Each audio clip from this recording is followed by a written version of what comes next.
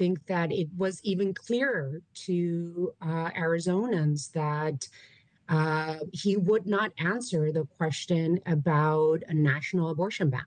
And so why would we believe him? Here in Arizona, poll after poll has shown that Arizonans of all stripes believe in reproductive freedom. And so it is going to be on the ballot to put this freedom on the Constitution, and I believe it will drive votes out. And I know that a lot of people call Arizona for Trump, but we did it back in 2020, and we know how to work the ground, reach out to voters, and I believe that Arizona is going to be delivered to Harris in 2024 as well. Yeah, 11 electoral votes up for grabs, much of that attributed to your state's population growth over the last 60 or so years. And it's a diverse state, and voters there care about the economy, just like they do in a lot of states. I want to play a moment from the debate last night as both candidates talk about the economy, and then I'll get your thoughts on the other side.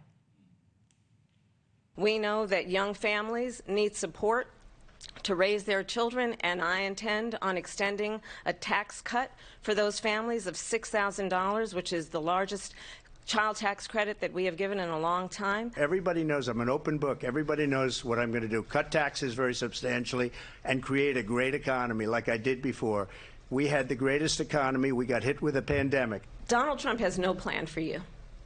And when you look at his economic plan, it's all about tax breaks for the richest people. I am offering what I describe as an opportunity economy, and the best economists in our country, if not the world, have reviewed our relative plans for the future of America. What Goldman Sachs has said is that Donald Trump's plan would make the economy worse. Mine would strengthen the economy. Mayor, I think about what voters tell us right now about how they're feeling, and it's these kitchen table issues. It's living month to month and paycheck to paycheck for a lot of families. It's affording a house. It's putting groceries in the refrigerator and a meal on the table.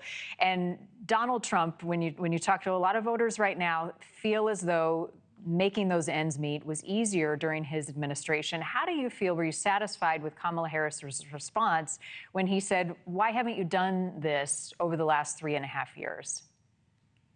Well, Donald Trump had 4 years as president and did nothing about the affordable housing crisis. And it hasn't been the last 3.5 years that this crisis was apparent to all of us. And so Donald Trump left this country a mess because of his refusal to deal with COVID. So what I love about Vice President Harris's response was that she gave concrete examples, the child tax credit that helped millions of Americans, especially children, lift themselves from poverty. She has a small business program. Latinos are super entrepreneurial, and women are entrepreneurial. She has a program for that. She has plans to help working families with down payment assistance to build more than 3 million affordable housing units throughout the country. Those are the responses that Americans and Arizonans want to hear, because absolutely, I hear it as mayor day in, day out. Families are struggling to be able to afford rent, to be able to purchase their home.